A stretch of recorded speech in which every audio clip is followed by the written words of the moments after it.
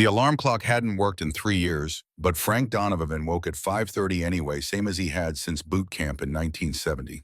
The cabin held on to the cold from last night, floorboards groaning under his weight as he shuffled toward the kitchen in wool socks and yesterday's flannel.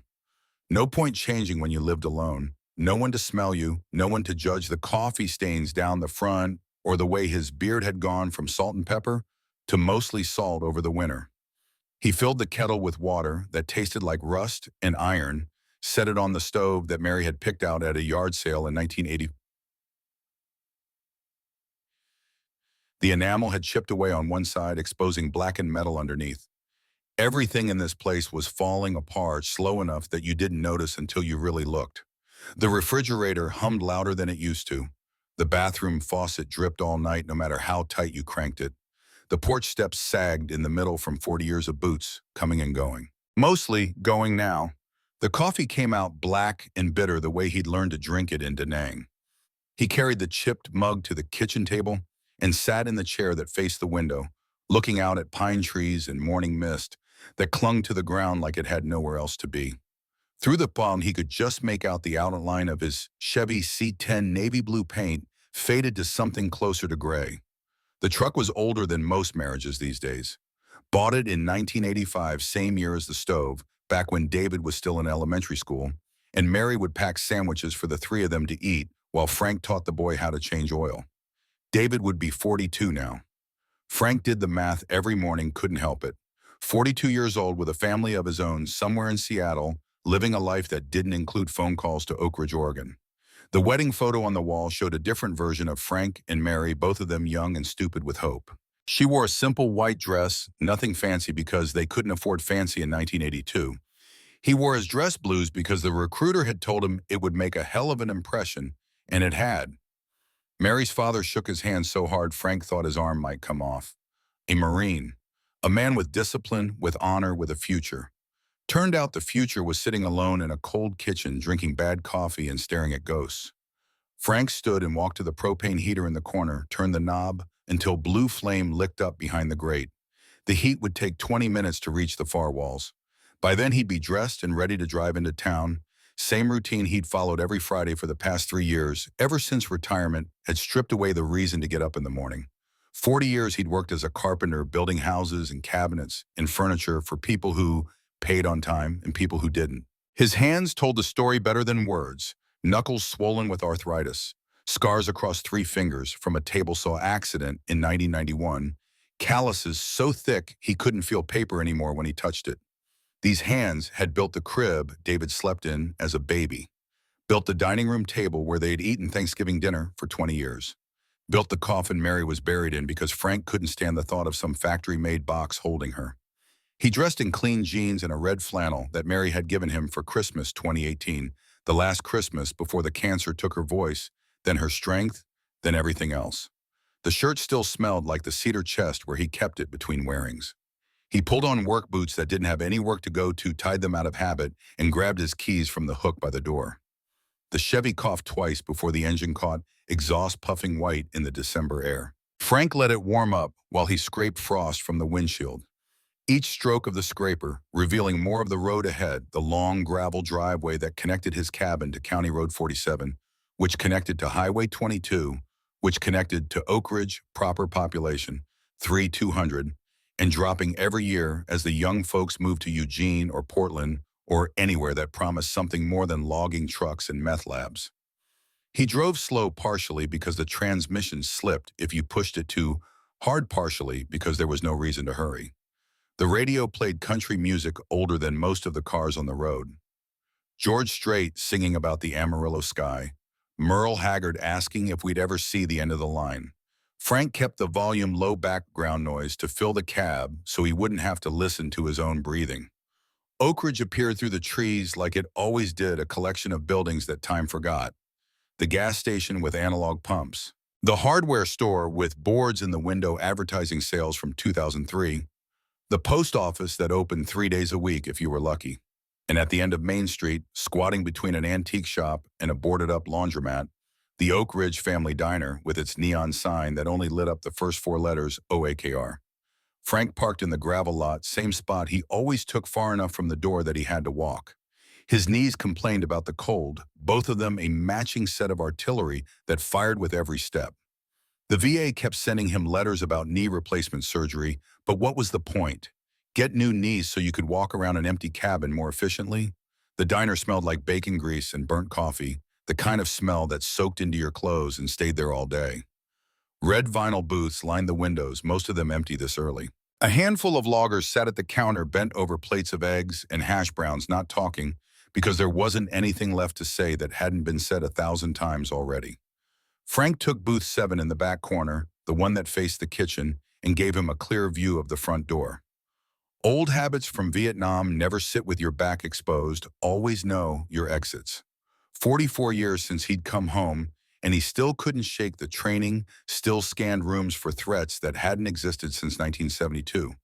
The waitress who usually worked Fridays had quit last month, moved to Bend with her boyfriend. This new one was younger, maybe 30, with dark hair pulled back in a ponytail and eyes that looked like they'd been tired for a long time. Her name tag read Claire in faded black marker. She approached the table with a coffee pot in one hand and a laminated menu in the other, but Frank waved off the menu.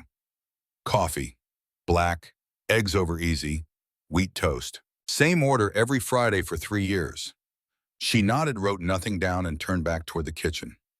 That's when Frank noticed the way she held her left arm slightly curved inward, like she was protecting something.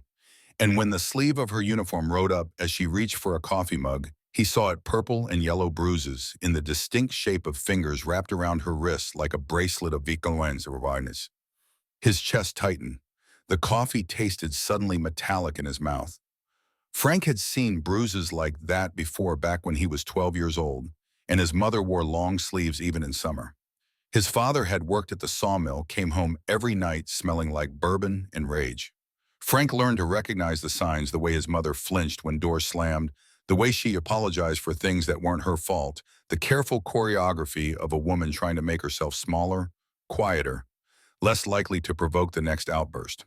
The sound of the kitchen door swinging open snapped him back to the present.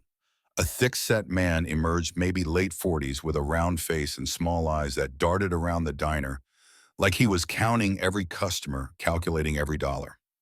He wore a grease-stained apron and the kind of expression that suggested he enjoyed being the boss a little too much. Wade Carson. Frank had heard the name around town. Inherited the diner from his father, ran it the same way his father had: cheap food, cheaper wages, and no patience for anyone who questioned his methods. Wade's voice carried across the diner, sharp and loud. Claire, table 4 needs refills. Claire, where's the order for booth 2? Claire stopped standing around and moved. Each command made her shoulders tighten, made her move faster, made her smaller. Frank watched her pour coffee for table 4 with hands that trembled just enough to make the liquid slosh in the pot. He watched Wade follow her, with his eyes tracking her movements like a predator watching prey. When Claire brought Frank's breakfast, she set the plate down carefully, precisely, as if any mistake might have consequences. Her gaze stayed fixed on the table. Looks good. Thank you. She glanced up for half a second, surprised by simple politeness, then disappeared back into the rhythm of work that looked more like survival. Frank ate slowly, chewing eggs that had gone cold, watching the dynamics play out in front of him. Wade called Claire into the kitchen. Through the order window, Frank saw him lean in close, saw Claire's body language: shoulders hunched, head down, that universal posture of someone being berated for crimes both real and imagined. When she came back out, her eyes were red. The loggers at the counter paid their checks and left their absence, making the diner feel even emptier. Frank sat in booth 7 with half a piece of toast left and no appetite to finish it. He left a $20 bill under his coffee cup, more than twice what breakfast cost, and walked out into the morning that had warmed just enough to melt the frost. He drove to the hardware store because driving home felt too much like surrender. The aisles smelled like sawdust and WD-40 familiar and comforting. He wandered past bins of screws and nails, past power tools he didn't need, past lumber stacked in the back.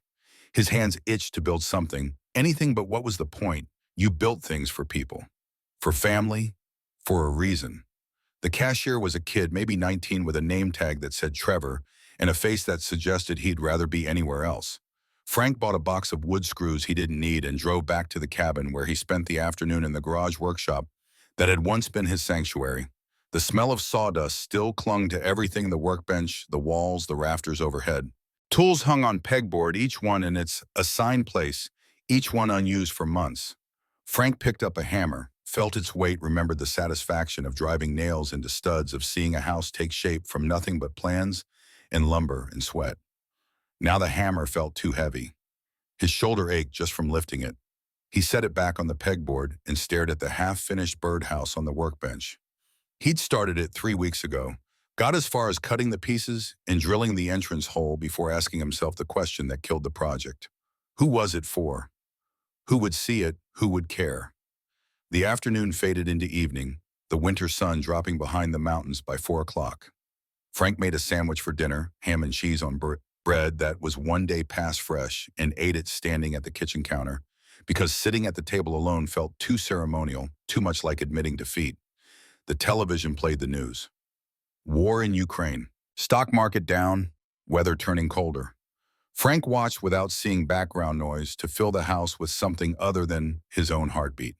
When the news ended, he turned it off and sat in the recliner that still had the indentation from Mary's body pressed into the cushions. She'd sit there every evening, knitting or reading or just existing in the same space as him, and that had been enough. More than enough. The silence now was different, active, aggressive. It pressed down on him like something physical, something he couldn't fight off with tools or strength or discipline. He thought about Claire at the diner, thought about those bruises, thought about the way Wade had spoken to her, the way she'd made herself smaller with each word. He thought about his mother in that house in Bend, hiding bruises under makeup and long sleeves, apologizing for being in the way, for existing too loudly, for failing to be invisible enough. Frank had been 12 when he'd finally understood what was happening. 13 when he'd tried to stop it, stepping between his father and mother in the kitchen, putting his child's body between the fist and the target. His father had backhanded him so hard he'd seen stars, left him bleeding on the linoleum while his mother screamed. But it had worked. The distraction, the interruption. His mother hadn't gotten hit that night. 2 weeks later, his father had a heart attack at the sawmill, dropped dead between 2 pallets of pine boards. Frank's mother cried at the funeral. Real tears. Whether from grief or relief, Frank never knew. Maybe both. Maybe something more complicated than a 13-year-old could understand. The phone on the kitchen wall hadn't rung in 3 months. Frank stared at it now, at the yellowed plastic and the curly cord that had been white once. He knew David's number by heart, could dial it in his sleep, but his hand wouldn't reach for the receiver. Too much pride, too much time, too much unsaid. Mary had begged him to call. Near the end, when the morphine barely touched the pain, she gripped his hand with what little strength she had left and whispered, "Promise me you'll call David. Promise me you won't die alone the way I'm dying alone." He'd promised. Lied right to her face while she was dying. Frank stood and walked to the bedroom, pulled open the bottom drawer of the dresser where he kept things he couldn't throw away but couldn't look at either. Photos mostly. David as a baby, red-faced and screaming. David at 10, holding a fish they'd caught at Lost Lake. David at 17, wearing his graduation cap and looking like he couldn't wait to leave. Underneath the photos was the letter David had sent 8 years ago, the last communication between them. Frank unfolded it, the creases worn soft from being opened and refolded too many times. "Dad, I don't know how else to say this. I'm getting married. Sarah and I are building a life together, and I want you to be part of it. But I can't keep trying to be someone I'm not just to earn your respect. I'm not going to be a carpenter. I'm not going to work with my hands the way you think a real man should. And if you can't accept that, then maybe it's better if we don't talk for a while. I love you, but I can't keep breaking myself against your expectations. David." Frank had never responded. Pride wouldn't let him. The thought of admitting he'd been wrong, of admitting that his idea of manhood was too narrow, too rigid, it stuck in his throat like broken glass. So he'd let the silence stretch from weeks into months, into years, let it harden into something permanent. Mary had gone to the wedding without him, came back with photos of David and Sarah, both of them glowing with the kind of happiness that made Frank's chest ache. She'd set the photos on the mantle where Frank would have to see them every day, a silent accusation. "You're losing him. You've already lost him. This is your fault." He refolded the letter, tucked it back under the photos, closed the drawer. Sleep came eventually fitful and thin, filled with dreams of rice paddies and jungle rot, and the faces of men he'd killed and men who'd tried to kill him. Friday arrived again, identical to every Friday before it. Same alarm at 5:30 that didn't need to ring, same coffee that tasted like rust, same drive into town through morning fog that clung to everything like regret. The diner was busier this time, loggers and truckers filling most of the booths, but booth 7 stood empty like it was waiting for him. Frank took his place, ordered the same breakfast. From Claire watched her move through the diner with that same careful efficiency. But today the bruises on her wrist had company, a fresh mark on her jawline, half hidden by makeup that didn't quite match her skin tone. Purple bleeding into yellow, bleeding into green, the kind of bruise that announced its age in color gradients. Wade emerged from the kitchen, carrying a tray of food, stopped at table 4 to slam plates down hard enough to make silverware jump. One of the loggers said something Frank couldn't hear. Wade's face went red, mouth opening to deliver what was clearly a well-practiced tirade, but then he seemed to remember there were witnesses. He bit back whatever he had been about to say, turned on his heel, and stalked back to the kitchen. Claire brought Frank's coffee with hands that shook worse than last week. She set the cup down too fast, liquid sloshing over the rim onto the table. "I'm sorry. I'm so sorry. Let me—" She grabbed napkins, started mopping up the spill with movements that bordered on frantic. Frank reached out, gently touched her wrist, the one without bruises, stopping her. "It's okay. Just coffee. No harm done." She looked at him, then really looked, and something passed between them that Frank couldn't name. Recognition, maybe, or understanding. The unspoken language of people who'd survived things they couldn't talk about. "Thank you." The words came out barely above a whisper, but they carried weight. Frank nodded, released her wrist, watched her disappear back into the choreography of survival. He stayed longer than usual, nursing his coffee until it went cold, watching Wade bark orders and Claire trying to be invisible. When Wade finally retreated to his office in the back, Frank approached the counter, where Claire was wiping down the laminate surface with determined focus. "Miss, I'm sorry to bother you." She looked up, surprised, wary. In his peripheral vision, Frank saw her calculate whether this was going to be the kind of conversation that got her in trouble. "I just wanted to say, and you can tell me I to mind my own business, but if you need help, there are people who can help. Good people. You don't have to—" "I'm fine." Her voice came out too quick, too sharp, the practiced response of someone who'd been asked before. Forsown. "Everything's fine." Frank nodded slowly, pulled a pen from his pocket, and wrote on a napkin. "Pastor Raymond Butler, Oak Ridge Baptist Church, 541-555-0147. He slid the napkin across the counter. His friend. Good man. If you ever need to talk. Or anything else. Claire stared at the napkin like it might explode. Her hand hovered over it, not quite touching, not quite refusing. "I should get back to work." She turned away, but the napkin disappeared into her apron pocket before Wade's office door opened and the moment shattered. Frank left another 20 under his coffee cup and drove to the Oak Ridge Public Library, a squat brick building with a parking lot that hosted more birds than cars. Inside, the air smelled like old paper and the heating system that never worked right. Mrs. Dawson sat behind the circulation desk, reading, glasses perched on her nose, working through a stack of returned books with the unhurried precision of someone who had nowhere else to be. "Frank, good to see you, your usual section." Frank nodded. The library kept a modest collection of military history and westerns in the back corner, and Frank had worked his way through most of it over the past 3 years. He wasn't here for books today, though. A small figure sat at one of the study tables, bent over a sketch pad with the intense concentration that only children could muster. The boy looked maybe 8 or 9, dark hair falling across his forehead, tongue poking out the corner of his mouth as he drew. Frank approached slowly, not wanting to startle him. The boy's drawing showed surprising skill for his age, a rough landscape with mountains and trees, and in the foreground a large figure standing protectively in front of 2 smaller ones. "That's good work." The boy jumped, pencil skittering across the page, leaving an unintended line through the sky. He looked up with wide eyes, shoulders immediately hunching defensive. "Sorry, didn't mean to scare you. Just, you've got talent there." The boy relaxed slightly, looking down at his drawing with something like embarrassment and pride mixed together. "Thanks. It's not finished yet. What's it going to be?" When it is finished, the boy shrugged one shoulder, lifting, then dropping in that universal kid gesture that meant he didn't know how to put it into words. Just someone keeping his family safe, like protecting them. Frank felt something twist in his chest. He pulled out the chair across from the boy. Mind if I sit? I'm Frank. The boy glanced toward Mrs. Dawson at the desk, some silent check-in that Frank recognized. Stranger danger, don't talk to people you don't know. But Mrs. Dawson gave a small nod, vouching for Frank's safety, and the boy turned back. I'm Tommy. Nice to meet you, Tommy. You come here a lot every day after school? Mom works until 6, so I do homework here. Mrs. Dawson lets me draw when I'm done. Your mom works at the diner. Claire Tommy's eyes went cautious again, that wariness returning. How'd you know I eat there sometimes? Your mom's a good waitress. Works hard.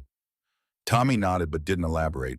His pencil moved across the page again, adding details to the protective figure in the foreground. Broad shoulders, strong stance, face that looked determined but kind. You want to be an artist when you grow up, maybe. Or make comic books. Stories where the good guys win. Good guys don't always win, kid. Frank bit back the words before they left his mouth. What kid needed to hear that? What good did it do to tell an 8-year-old that the world was mostly bad guys, winning and good guys dying in rice paddies, thousands of miles from home? That's a worthy goal. World needs more stories like that. Tommy smiled, small but genuine, and for a moment Frank saw David at that age, back when his son still looked at him like he hung the moon before disappointment and distance had replaced admiration. Do you like to draw? Used to, sort of. I wanted to be an architect when I was young. Design buildings. Why didn't you? The question landed with the blunt force that only children's questions could deliver. No malice, no judgment, just pure curiosity about why someone wouldn't do what they wanted to do. War happened. Vietnam. Then life. Got a job doing carpentry. Married a good woman, had a son. Didn't have time for dreams about buildings. Do you miss it? Frank considered the question, surprised by its weight. Did he miss it? Or had he convinced himself that he'd never really wanted it in the first place? That it was just a childish fantasy he had outgrown? Yeah, sometimes. I miss a lot of things. Tommy went back to his drawing, adding shadows under the protective figure's feet, grounding him in the landscape. Frank watched, remembering the satisfaction of creating something from nothing, of seeing an idea take shape in physical form. Your mom, she doing okay? Tommy's pencil stopped. His hand tightened around it, knuckles going white. When he spoke, his voice had dropped to barely above a whisper. She's tired a lot and sad. She tries to hide it, but I can tell. That's hard. Being able to tell when someone's sad, but not being able to help. Tommy nodded, still not looking up from his drawing. Mr. Wade, he's Mom's boss. He's not nice to her. He yells a lot. And sometimes I hear Mom crying on the phone when she thinks I'm asleep. Frank's jaw tightened. He'd suspected, but hearing it confirmed by a child who shouldn't have to know these things made something old and violent stir in his chest. Has your mom talked to anyone about Mr. Wade, the police, or? She says we can't, says Mr. Wade knows people, and there's other stuff. My dad, my real dad, he's not good either. Mom says if we make trouble, he might find us. The pieces assembled themselves in Frank's mind, a woman trapped between two threats, trying to protect her son, trying to survive one day at a time, and a boy who understood far too much, who drew pictures of protectors because the real world hadn't provided any. Tommy, listen to me. Your mom is doing the best she can, and you're a good kid for understanding that. But sometimes people need help, and it's not weak to accept it. It's smart. Mom says asking for help just makes things worse. Sometimes that's true, but not always. Sometimes help is the only thing that makes things better. Mrs. Dawson called from the desk, Tommy, your mom's here. Frank turned to see Claire standing in the doorway, still in her diner uniform, looking exhausted in a way that went deeper than physical tiredness. When she saw Frank sitting with Tommy, her expression shifted through several emotions too fast to track surprise. Worry, something that might have been hope or might have been fear.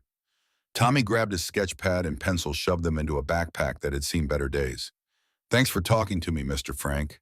Anytime, Tommy. Keep drawing, you've got a gift. The boy hurried to his mother, who put a hand on his shoulder and steered him toward the door without a word to Frank.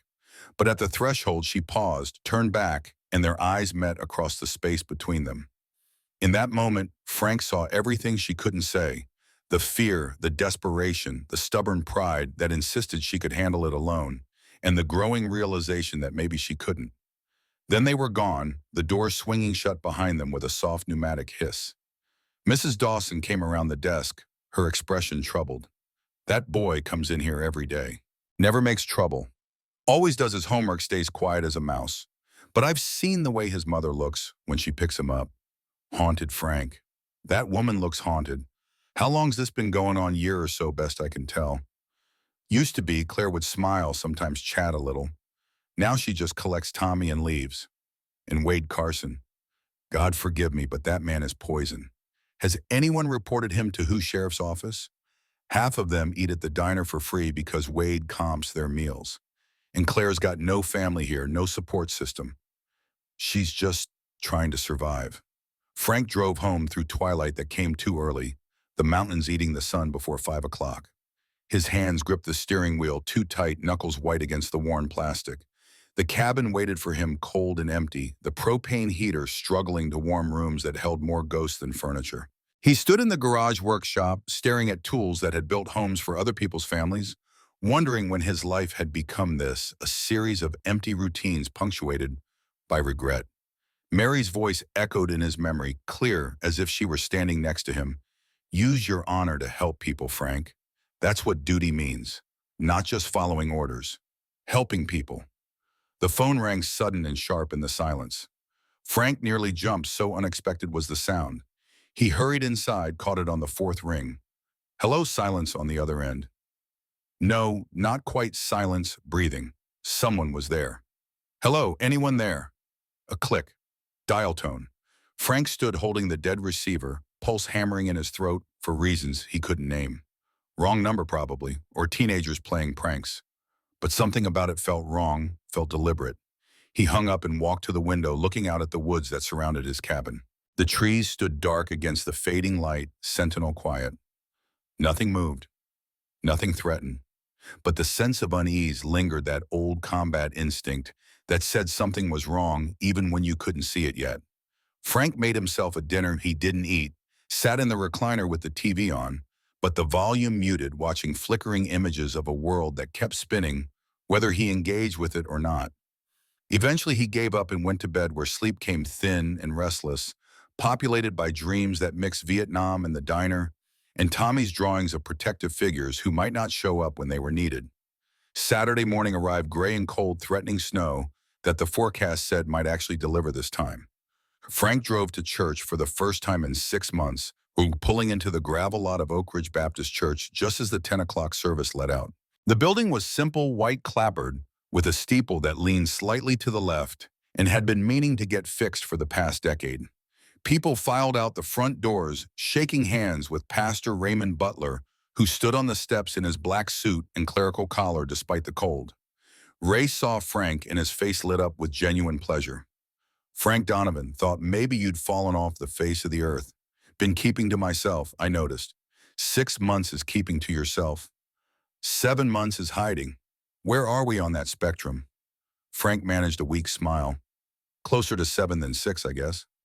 Ray descended the steps, clasping Frank's hand in both of his. The pastor was 71 years old, same as Frank would be in 4 years, and every one of those years showed in the lines around his eyes and the white of his hair. But his grip was still firm, his gaze still sharp. Walk with me. They circled the church, following a path worn into the grass by decades of similar walks. The congregation dispersed to their cars, engines starting, tires crunching on gravel, until only quiet remained. You look like a man carrying something heavy. Frank stopped, walking, stared at the mountains that ring the valley, took a breath that hurt going down. You remember my mother, what my father did to her? Ray's expression sobered immediately. I remember. You were just a kid, but you stood between them. Took the hit meant for her. There's a woman at the diner, Claire Montgomery. She's got a boy, maybe 8 or 9, and she's got bruises that look familiar. Wade Carson, Frank nodded. Ray's jaw tightened. I've heard things. Nothing concrete enough to act on, but whispers. Wade's got a mean streak and a drinking problem, and those two things together rarely end well. She's scared, Ray. Scared to report it, scared to run, scared to do anything but keep her head down and hope she survives. And her kid Tommy, he's drawing pictures of heroes because the real world isn't providing any. So be one. The words came simple and direct. No hesitation. Frank turned to look at his friend. I'm 67 years old. I got bad knees, worse shoulders, and no authority to intervene in someone else's life. You got experience. You got morals. You got the ability to stand between someone and the thing that's hurting them. Same as you did when you were 13. Age hasn't changed what you can do, Frank. Only your willingness to do it. Frank looked away. And if I make things worse, if Wade retaliates, if her ex-husband shows up because I stirred the pot, then you deal with those consequences when they come. But right now, today, there's a woman and a boy who need help, and you're the only one who's noticed. You really want to look back 5 years from now and wonder if you could have saved them. The question hung in the cold air between them. Frank had spent 8 years looking back, wondering if he could have saved his marriage to Mary, could have saved his relationship with David. Adding Claire and Tommy to that list felt like more weight than he could carry. But Mary's voice whispered in his memory, use your honor to help people. I don't know what to do, Ray. Start by showing up. Be present.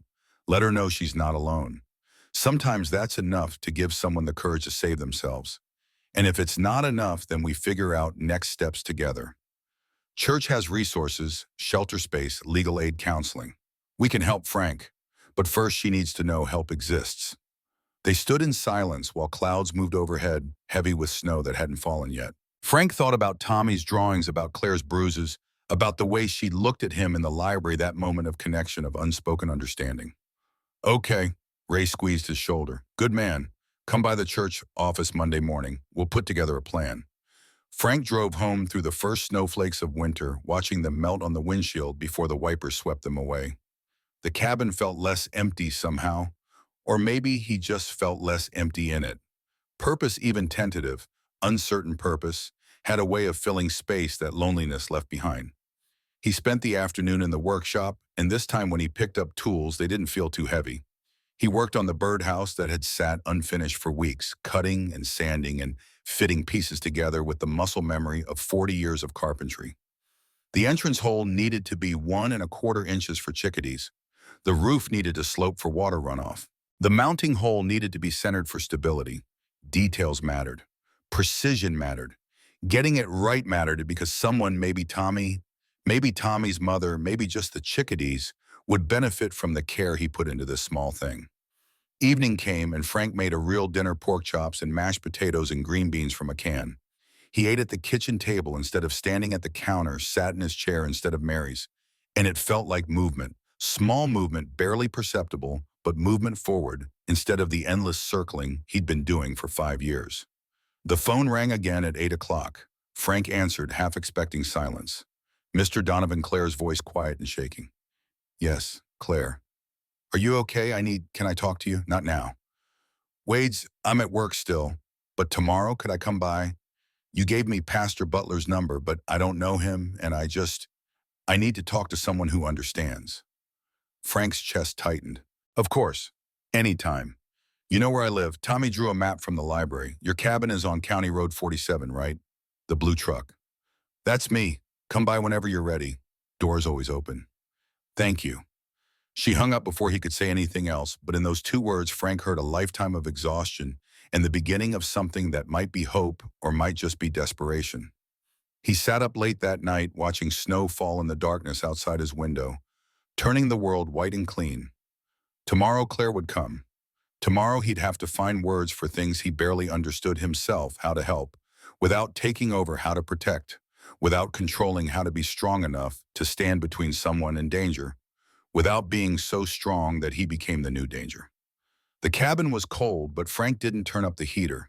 He sat in the dark in the silence, and for the first time in 5 years, the silence didn't feel like an ending. It felt like the breath before speech, the moment before action, the pause before everything changed.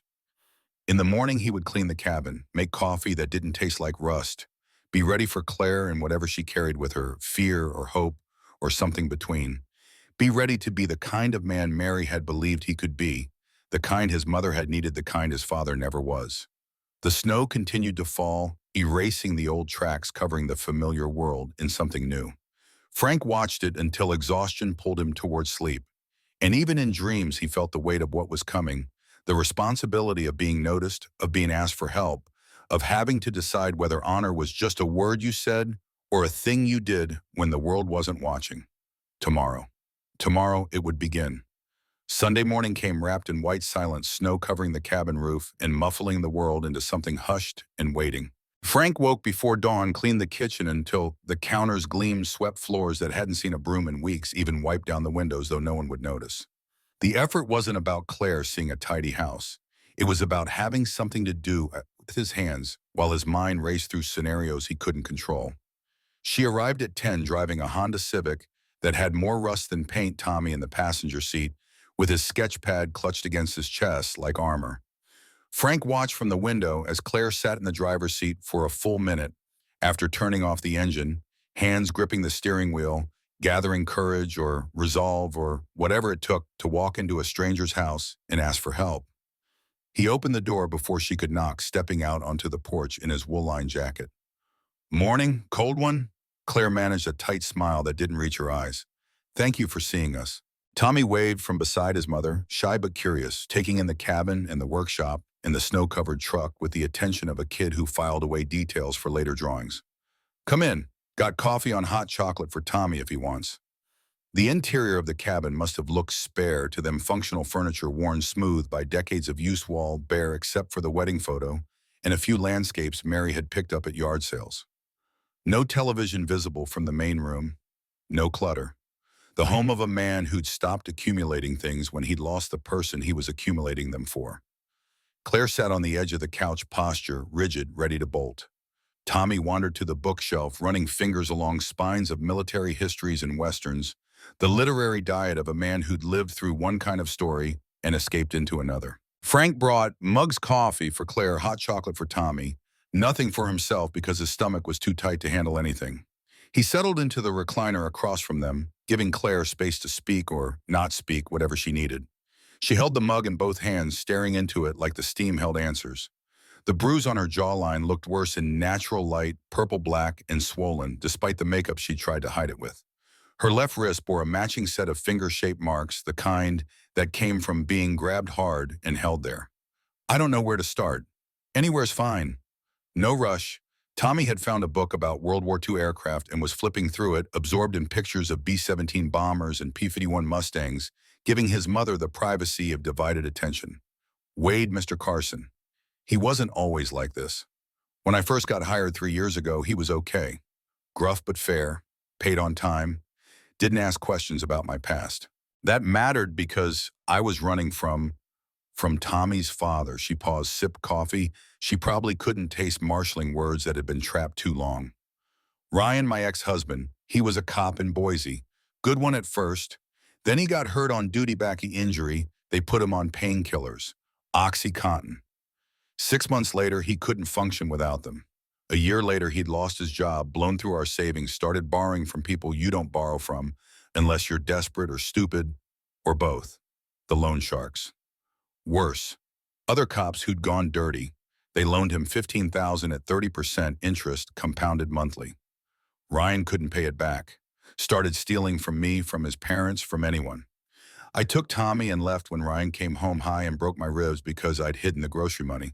Tommy didn't look up from his book, but his shoulders had gone rigid the way children freeze when adults discuss the traumas they're not supposed to know about, but absolutely do. That was 2 years ago. I got the divorce finalized, moved to Oak Ridge because it was small and far enough from Boise that I thought we'd be safe. Wade hired me without checking references too closely, which I needed because Ryan had tanked my credit and I couldn't afford background checks that might show up in databases. And Wade changed when 6 months in. Started making comments about how I should be grateful for the bum, how no one else would hire someone with my situation. Then the comments became touches, hand on my shoulder, standing too close, brushing against me in the kitchen. When I pulled away, he got angry, said I was ungrateful, that he'd done me a favor and I owed him. She set down the mug, hands shaking too much to hold it steady. First time he hit me was 8 months ago. I'd refused to stay late and help him with inventory. He slapped me, said I needed to learn respect. I should have left then, should have reported him. But he knew about Ryan about the debt. He said he had connections in Boise, said he could let Ryan know where I was if I made trouble. So you stayed. So I stayed. And it got worse. The hits became more frequent. The comments became threats. He docks my pay for imaginary mistakes, makes me work double shifts without overtime, touches me in the kitchen when no one's looking. And I take it. Because leaving means finding another job, which means references, which means questions I can't answer. And because Wade made good on his threat last month, he called someone in Boise, told them where I was. Ryan showed up here 2 weeks ago. Frank's jaw tightened, but he kept his voice level. What happened? Ryan came to the diner, high as a kite, demanding money, saying I owed him for destroying his life. Wade kicked him out, but not before Ryan saw Tommy. Not before Ryan said he'd be back, that he had rights as a father, that he'd take Tommy if I didn't pay off his debt. How much does Ryan owe? $40,000 now with interest. Might as well be $40 million. I make $12 an hour, Frank. After rent and food and Tommy's clothes, there's nothing left. I've been trying to save, but Wade keeps cutting my hours, then threatening to fire me if I complain. Tommy finally looked up from his book, eyes too old for his face. Mom cries at night. I hear her through the wall. Claire's face crumpled.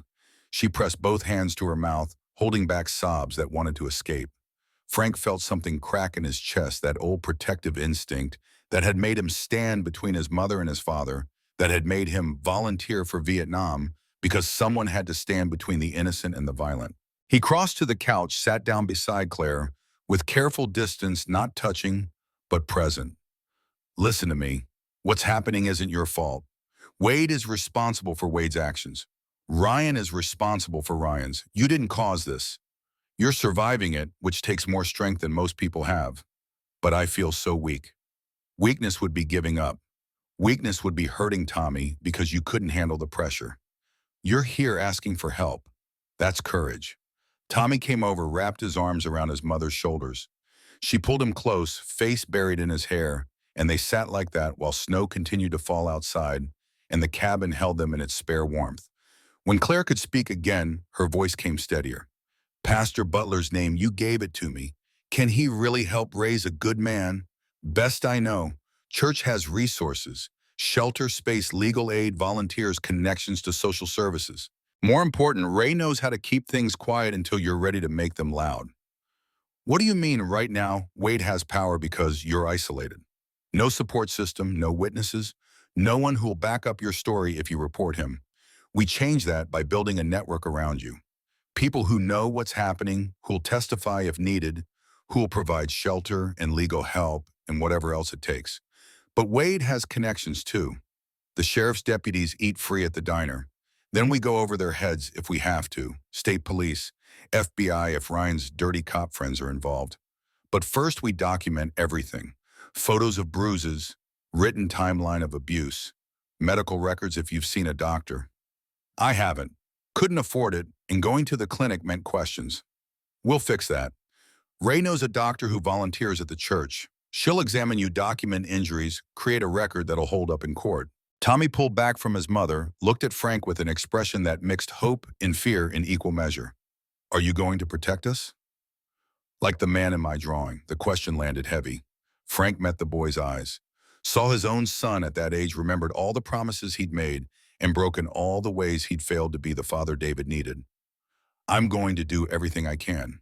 But protection isn't just one person. It's a community deciding together that what's happening to your mom is wrong and needs to stop. I'm part of that community. Pastor Butler is. Others will be. You won't face this alone anymore. Claire wiped her eyes, smearing mascara but not caring. Why are you helping us? You don't know me. Don't owe me anything. Frank stood, walked to the window, looked out at the snow-covered yard where nothing moved and everything waited. I had a wife, Mary. She died 5 years ago, cancer. Before she passed, she made me promise something, that I'd use whatever honor I had to help people who needed it. I broke that promise for a long time, sat in this cabin feeling sorry for myself while the world kept spinning. Then I saw your bruises, and I remembered my mother, remembered what it looked like when someone was trapped and scared and had nowhere to turn. I can't save my mother, she's been gone 30 years. Can't save my marriage. Mary's grave doesn't need my regrets. But maybe I can help you. And maybe that's what Mary meant. Maybe honor isn't about grand gestures. It's about showing up when someone needs you to. Tommy returned to his book, but Claire stayed on the couch, staring at Frank with an expression he couldn't quite read. Your son, you mentioned him yesterday at the library. Where is he, Saddle? Has a wife, 2 kids of his own. Haven't spoken to him in 8 years. Why not? Same reason a lot of fathers lose their sons. Pride. Stubbornness. An idea of manhood so rigid it broke under the weight of real life. David wanted to go to business school. I wanted him to be a carpenter like me. We fought about it. Said things we shouldn't have. He went to Seattle, got married, built a life. I stayed here being right instead of being his father. Have you tried calling him? Every day I think about it. Every day I pick up the phone and can't dial. Afraid of what he'll say. Afraid he won't say anything at all. Maybe he's afraid too. Maybe he's waiting for you to reach out. Maybe. Or maybe some bridges burned too far to rebuild. Claire walked to where Frank stood by the window. My father died when I was 16. Heart attack. Last thing I said to him was that I hated him because he wouldn't let me go to a concert. Stupid teenage stuff. Then he was gone and I never got to take it back. If your son is alive, if there's any chance, don't wait until you can't call anymore. The words hit like physical force. Frank turned away, throat too tight to respond. Tommy saved the moment by announcing he was hungry, and the tension broke into the practical logistics of lunch. They ate sandwiches at the kitchen table, turkey and cheese, nothing fancy, but Tommy devoured his like he hadn't eaten in days. Probably hadn't eaten well in days, Frank realized, if Claire's budget was as tight as she'd indicated. The boy had that wiry thinness that came from growing fast on not quite enough calories. After lunch, Frank showed Tommy the workshop while Claire used the bathroom to clean up the smeared makeup. The garage smelled like old sawdust and motor oil, familiar and comforting. Tommy's eyes went wide at the tools hanging on pegboard, at the half-finished birdhouse on the workbench, at the larger projects in various states of completion. You made all this over 40 years. Built furniture cabinets, whole houses sometimes. This was my job before I retired. Tommy touched the birdhouse with reverent fingers. Can you teach me? Frank felt something warm expand in his chest, something he hadn't felt since David was young, and asked the same question. Sure. Hand me that sandpaper there, the fine grit, the tan paper. We'll smooth these edges so no bird gets a splinter. They worked in comfortable silence, Tommy following Frank's instructions with the focused attention of a child who'd learned to find sanctuary in quiet concentration. Frank showed him how to sand with the grain, how to test smoothness with your fingertips, how to blow away dust instead of wiping it so you didn't grind particles into the wood. When Claire emerged from the house, face clean and eyes less swollen, she found them bent over the workbench together, Tommy chattering about comic book heroes, while Frank nodded and offered the occasional comment. She stood in the doorway watching, and something in her expression made Frank think of Mary, of the way she used to watch him teach David, pride and sadness mixed together. Because she knew time moved fast, and boys grew up, and moments like this couldn't be preserved except in memory. The afternoon wore on. Claire called Wade to let him know she was sick, couldn't make her evening shift. Frank listened to her lie with practiced ease, that particular skill of abuse survivors who learned to manage their abusers through careful manipulation of truth. When she hung up, her hands were shaking, but her voice had been steady. He believed you. He was drunk. Always is by Sunday afternoon. He'll be angry tomorrow, but at least it buys us time. Ray's expecting us at the church. You ready? The drive into town took 20 minutes, chains on the tires grinding against packed snow. Tommy sat in back, still clutching his sketch pad, drawing something Frank couldn't see. Claire rode in silence, staring out the window at a landscape she'd lived in for 3 years, but maybe never really seen, too busy surviving to notice beauty. Oak Ridge Baptist Church looked warm against the white lights glowing in the windows, smoke rising from the chimney of the community building out back. Ray met them at the door, dressed in casual clothes, now jeans and a flannel sweater that made him look more like somebody's grandfather than a pastor. Claire, Tommy, come in out of the cold. He ushered them through the sanctuary into his office, a cluttered space that smelled like old books and coffee. Dr. Ellen Martinez was already there, a woman in her late 50s with gray-streaked hair pulled back in a bun and the calm competence of someone who'd seen worse and survived to help others through it. The introductions were brief. Ray explained that Ellen volunteered at the church's health clinic, that she'd examine Claire if Claire consented, that everything would be documented and confidential, unless Claire chose to make it public. Claire agreed. Tommy stayed with Frank and Ray in the main office, while Ellen took Claire to the clinic space in the back building. The examination took 40 minutes. When they returned, Claire looked exhausted but somehow lighter, as if having someone official acknowledge the reality of her injuries made them real in a way they hadn't been before. Ellen's report was clinical and damning. Multiple contusions in various stages of healing. Bruising consistent with manual strangulation attempt, approximately 2 weeks old. Defensive wounds on forearms. Psychological indicators of sustained trauma and hypervigilance. Frank's hands clenched into fists. Ray noticed placed a calming hand on his shoulder. The next step is legal. Linda Oakes, she's a retired lawyer, does pro bono work for the church. She can help Claire file for a restraining order against Wade, possibly against Ryan too, if we can prove he's been threatening her. That won't stop Wade from retaliating at work. She'll lose her job, which is why we have Plan B. The church community has been looking for someone to manage the Sunday school program and coordinate volunteers.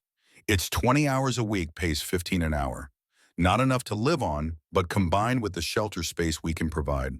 You have shelter space, Ray nodded. Small apartment above the church community center. 2 bedrooms, kitchen, bathroom. It's not fancy, but it's safe and it's free. Claire and Tommy can stay there while we figure out the next steps. Claire had been listening with growing disbelief. Why would you do all this for us? Ray's expression softened. Because that's what church is supposed to be. Not just Sunday services and hymns. It's community taking care of community. You need help. We have help to give. The math is simple. Tommy tugged on Frank's sleeve. Will you still teach me woodworking if we move to the church every week? Promise. The boy smiled, and for the first time since Frank had met him, the smile reached his eyes. They spent another hour working out logistics. Claire would finish her shift Monday, then give Wade 2 weeks' notice, professional courtesy that would actually just be a protective measure, so he couldn't claim she'd abandoned her job. During those 2 weeks, she'd move gradually into the church apartment, a few boxes at a time, not enough to tip off Wade that she was leaving permanently. Linda Oakes would file the restraining order on Wednesday timed, so Wade would be served at the diner during business hours with witnesses present. For Ryan, the plan was more complicated. Sheriff Tom Harris, Ray made a point of distinguishing him from the deputies who ate free at Wade's diner, was a good man, honest, someone who'd actually help if given evidence. Ray would meet with Harris privately, show him Ellen's medical report, explain the situation. If Ryan had active warrants in Idaho, Harris could arrange to have him picked up the next time he crossed into Oregon. The sun was setting by the time they left the church, the temperature dropping fast. Frank drove Claire and Tommy back to their trailer on the outskirts of town, a single wide that had been manufactured sometime in the 70s and had been falling apart ever since. The interior was clean, but sparse secondhand furniture and a space heater struggling against the cold. I'll help you move tomorrow, after your shift. Claire shook her head. You've done enough. More than enough. It's not enough until you're safe. Let me help Claire, please. She relented, nodded, exhaustion winning over pride. Tommy was already curling up on the couch with a blanket that had cartoon characters from a decade ago. Frank left them there and drove home through darkness, absolute, the kind of black that only exists in mountain towns far from city lights. The cabin welcomed him back with cold indifference, but he didn't mind. He had purpose now, had a reason to wake up tomorrow that didn't involve just filling time until death arrived. Monday morning, he was at the diner when Claire started her shift. Took booth 7, ordered his usual, watched Wade move through the restaurant with the swagger of a small man given too much power over too many people. The breakfast crowd was thick loggers and truckers and the Monday morning regulars who couldn't start the week without bacon and eggs. Claire brought Frank's coffee with steady hands. Their eyes met for half a second, a moment of shared understanding, then she moved on to the next table. Professional, unremarkable. Just another Monday in a life that was about to change completely. Wade emerged from the kitchen carrying a bus tub, surveying his domain. His gaze lingered on Frank's suspicion, sharpening his features. You're here a lot lately, old man. Food's good. Food's the same as it's been for 30 years. So why the sudden interest? Retired. Got time on my hands. This seems like a good place to spend it. Wade set down the bus tub hard enough to make plates rattle. Long as you're spending money, not just wasting space. This is a business, not a homeless shelter. I pay for what I order, always leave a good tip. That a problem? Wade held his stare for a long moment, clearly wanting to say more, but aware that throwing out a paying customer would raise questions he couldn't afford. Finally, he grunted and retreated to the kitchen. Frank finished his breakfast, slowly making the meal last until the morning rush ended and the diner emptied. Claire approached with the coffee pot to top him off. He knows something's different. He can feel it. 2 more days. Wednesday, the restraining order gets filed. You just have to make it 2 more days. Her jaw set with determination. I can do 2 days. She moved to clear his plate, but Frank stopped her with a gentle touch on her arm, the one without bruises. You're stronger than you think. Don't forget that. Wade's voice cracked across the diner like a whip. Claire kitchen. She flinched, but walked toward the kitchen with her head high. Frank watched her disappear through the door, heard Wade's voice rise in anger about something trivial, something manufactured to justify the rage he needed to express. The door swung shut, and Frank was left with other customers' curious glances and his own impotent anger. He paid his check, left $30 on a $15 meal, and drove to the church where Ray was already meeting with Sheriff Harris. The sheriff was a tall man in his early 60s with gray hair and the weathered face of someone who'd spent their career dealing with the worst humanity had to offer, but somehow hadn't let it make him cruel. Frank. Ray's told me about the situation with Claire Montgomery and Wade Carson. I've known Wade was trouble for years, but never had evidence solid enough to act on. This medical report changes things. Harris held up Ellen's documentation photographs of Claire's injuries printed on white paper that somehow made the violence more stark, more undeniable. The restraining order will be served Wednesday morning at the diner. I'll do it myself with 2 deputies, make sure there are plenty of witnesses, so Wade can't claim it never happened. Once the order is in place, if Wade comes within 500 feet of Claire or Tommy, he goes to jail. And Ryan Montgomery Harris pulled up something on his computer, turned the screen so Frank could see. Arrest warrant out of Ada County, Idaho. Possession with intent to distribute, failure to appear, violating terms of parole. If Ryan crosses into Oregon, I can pick him up and extradite him back to Idaho. He'll be their problem, not Claire's. That's simple. Nothing's ever simple. But yeah, if we can find him, we can arrest him. I've got his last known address, vehicle description, known associates. I've already sent out a bolo. Be on the lookout to all the agencies in the region. Someone spots him, we'll know. Frank felt something unclench in his chest. This was what competence looked like. People who knew what they were doing, who had authority and willingness to use it. He'd been carrying this alone, or thought he had, but now he saw the network Ray had built, the community responding. Thank you, Sheriff. Harris stood, extended his hand. Thank Claire. She's the one who had the courage to come forward. We can't help people who won't ask for help. You did good getting her to ask.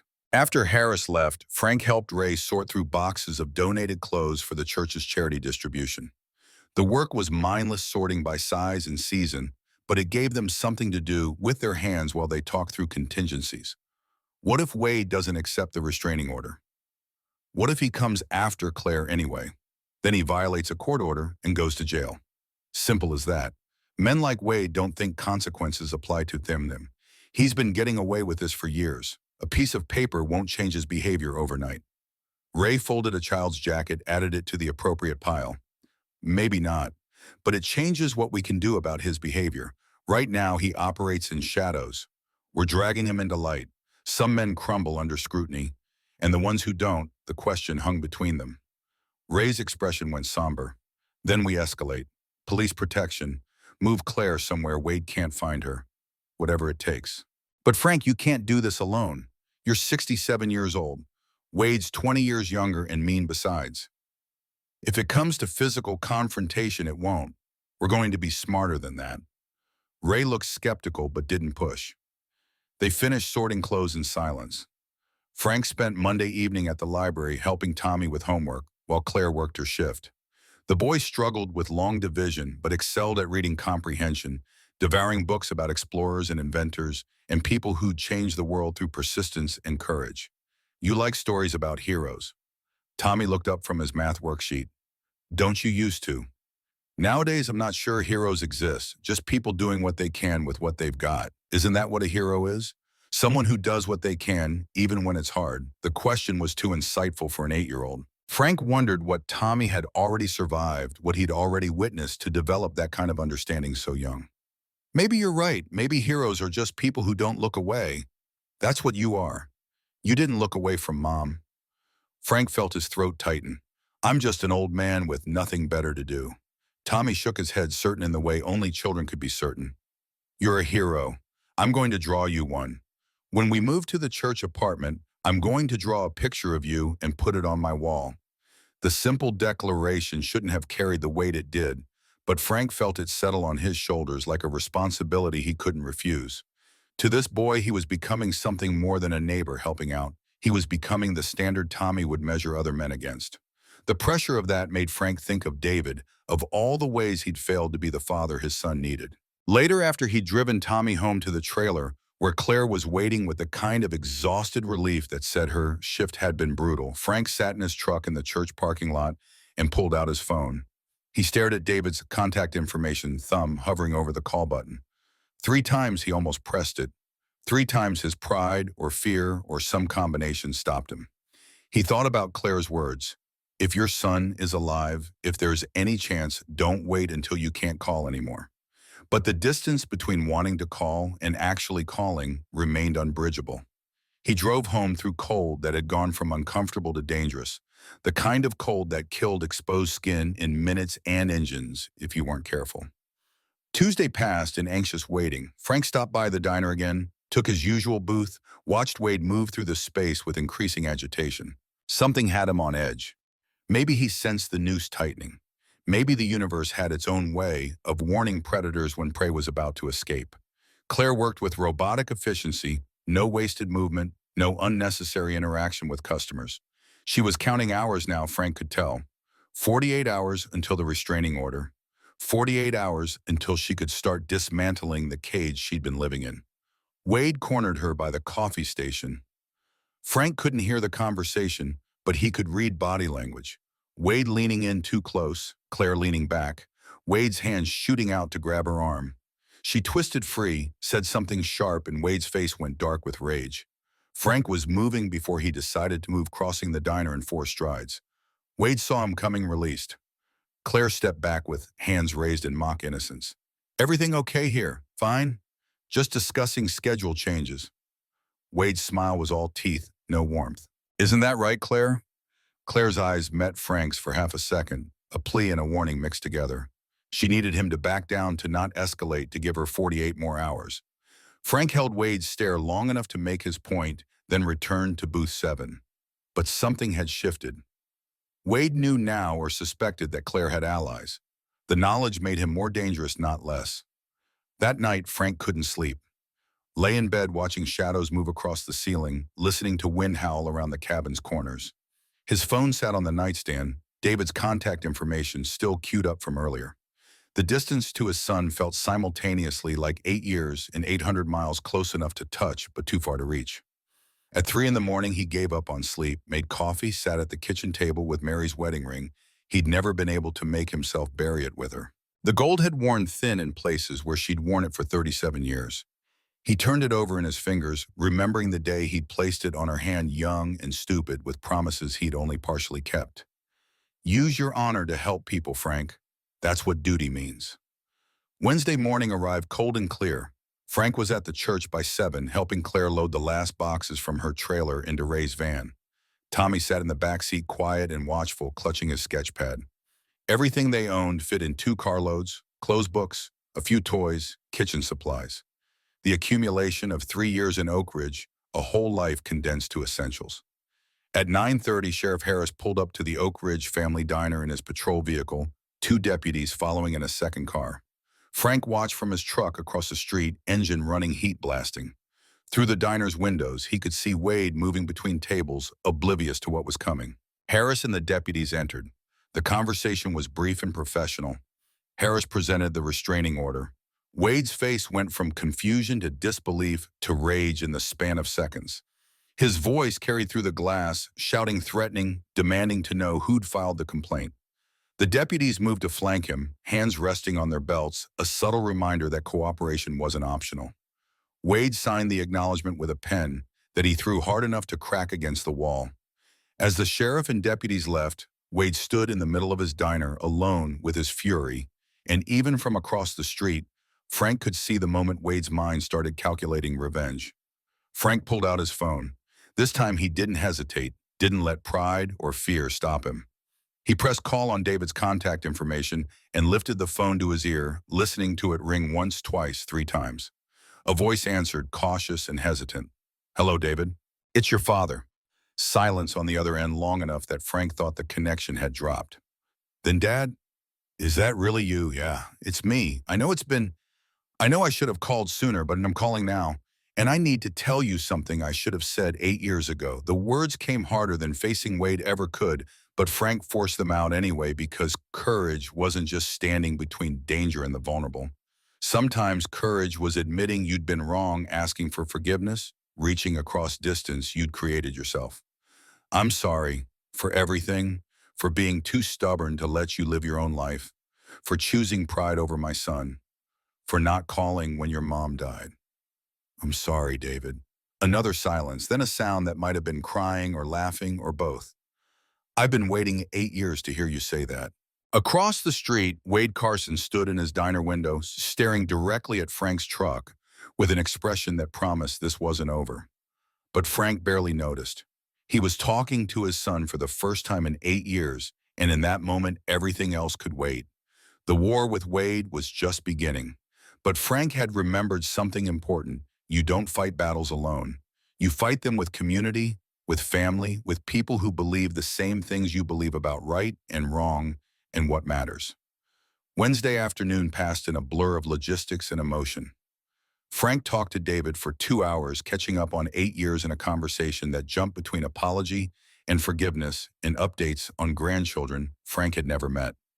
David promised to visit within the month to bring Sarah and Emma, Lima, and Liam to give Frank a chance to be the grandfather he'd never been. When Frank finally hung up, his face was wet with tears he didn't remember shedding. Ray found him in the church parking lot, sitting in his truck with the engine off, staring at nothing. "You okay?" Frank nodded. "Called my son. First time in 8 years. Ray's expression softened with understanding. "How'd it go?" "Better than I deserved. He's coming to visit, bringing the grandkids." "That's good, Frank, really good."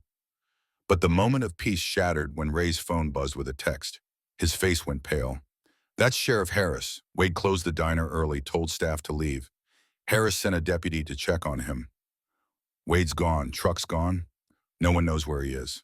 Frank's blood went cold. "Claire and Tommy, they're safe. At the church apartment. Harris is sending a patrol car to watch the building. But Frank Wade knows where you live. You helped Claire. In his mind, you're responsible for this.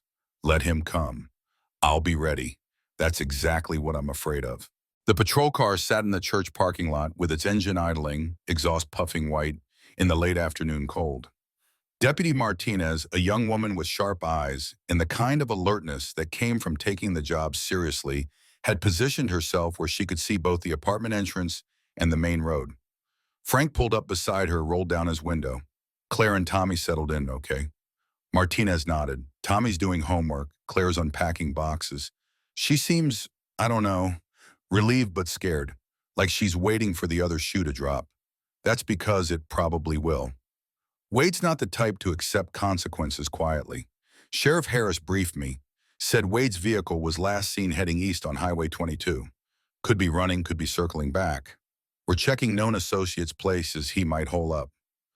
"What about Ryan Montgomery?" Martinez consulted her notepad. "No movement on that front. Last confirmed sighting was 2 weeks ago at a gas station in Bend. Could be he's lying low, could be he's left the state. We've got alerts out, but nothing's pinged yet." Frank thanked her and headed inside, climbing the narrow stairs to the apartment above the community center. The space was exactly as Ray had described, small but functional 2 bedrooms, separated by a living area that combined kitchen and sitting room. Claire had already made progress organizing boxes stacked along one wall, Tommy's drawings taped to the refrigerator. The boy sat at a folding table, pencil moving across paper with focused intensity. He looked up when Frank entered, face brightening. "Mr. Frank, look what I'm working on." He turned the sketch pad around. The drawing showed a church with a man standing guard outside, one hand raised in greeting, the other resting on. Frank leaned closer. A hammer. No, the shape was wrong. A gavel maybe, or it's you. You're protecting the church. That's your truck, and that's your hand waving at Deputy Martinez. The detail was remarkable for an 8-year-old, the proportions slightly off, but the essence captured perfectly. Frank felt something tighten in his throat. That's really good, Tommy. You've got real talent. Mom says talent is just practice in disguise. Says if I keep drawing every day, I'll get even better. Your mom's a smart woman. Claire emerged from one of the bedrooms, hair pulled back in a messy bun, wearing jeans and a sweatshirt instead of her diner uniform. Without the costume of work, she looked younger, less burdened, though her eyes still carried that hypervigilance that wouldn't fade overnight. Frank, thanks for checking on us. Just wanted to make sure you're comfortable. Need anything? She glanced around the apartment, seeming to really see it for the first time. A place that was hers, not Wade's, not shared with memories of Ryan. Clean walls, working heat locks on the doors. We're good. Better than good. This is more than I hoped for. Tommy abandoned his drawing, came over to tug on Frank's sleeve. Are you staying for dinner? Mom's making spaghetti. It's my favorite. Frank looked to Claire for permission. She smiled, tentative but genuine, and nodded. Please stay. It's the least I can do after everything. They ate at the small table with mismatched chairs, Tommy chattering about his day at school, while Claire and Frank maintained careful conversation around the edges of the boys' attention. The spaghetti was simple, but good, made better by the company, by the sense of something fragile being built in this temporary space. After dinner, Tommy returned to his drawings, while Frank helped Claire wash dishes. They worked in companionable silence, the mundane ritual of cleaning up feeling almost sacred in its normalcy. Through the window, they could see Deputy Martinez still in her patrol car, steady presence against the darkness gathering outside. Do you think Wade will try something? Claire's question came quiet, almost afraid to be spoken aloud. Honestly, yeah. Men like Wade don't take well to being told no, especially not publicly. The restraining order humiliated him. He'll want to restore his powers somehow. Should I be scared? Frank dried a plate, set it carefully in the cupboard. Being cautious is smart. Being paralyzed by fear is what Wade wants. You've already shown you're stronger than he gave you credit for. Don't let him take that away now. Claire turned off the faucet, stood staring out the window at the dark. After Ryan, after everything he put me through, I promised myself I'd never let another man control my life. Then Wade happened and I just fell back into the same patterns. Accepting the abuse because leaving seemed harder than staying. You got out. That's what matters. But what if I hadn't met you? What if you hadn't noticed, hadn't cared? I'd still be there, still trapped, still making excuses for why I couldn't leave. Frank dried another plate, choosing his words carefully. I think you would have found a way eventually. Maybe not as soon, maybe not as safely, but you've got steel in you, Claire. I saw it that first day, the way you kept going despite everything. That's not something Wade put there. That's yours. She smiled, slight but real, then returned to washing the remaining dishes. They finished in silence that felt less heavy than before, less like they were carrying separate burdens and more like they were sharing the weight. Tommy had fallen asleep on the couch by 9 o'clock, sketchpad open across his chest, pencil still in hand. Claire carried him to his bedroom with the practiced ease of a mother who'd done this countless times. When she returned, Frank was standing by the door preparing to leave. Thank you for everything. I know I keep saying it, but you don't have to thank me. Just stay safe. Keep the doors locked. Martinez will be outside all night, but if anything feels wrong, you call 911 immediately. Don't wait. Don't second-guess yourself. I will. And Frank, your son David. I'm glad you called him. Me too. The drive back to his cabin took 20 minutes through darkness, so complete it felt tangible. Frank kept checking his rearview mirror, looking for headlights that might be following, but the road stayed empty behind him. The paranoia felt justified. Wade knew where he lived, had motive, and means for retaliation. Frank's hands tightened on the steering wheel as he turned onto County Road 47, then onto the gravel drive that led to his property. The cabin looked exactly as he'd left it, undisturbed, surrounded by woods that held their own silence. Frank did a full perimeter check before going inside, examining windows for signs of tampering, checking the workshop door, making sure nothing had been moved or disturbed. Everything appeared normal, but he couldn't shake the feeling of being watched. Inside, he locked the door and pulled the shotgun from the hall closet, a Remington 870 he'd bought decades ago for hunting and hadn't fired in years. He checked the chamber, loaded it with buckshot, and propped it against the wall by his bed. The weight of it there, the knowledge that violence might become necessary, sat heavy in his chest.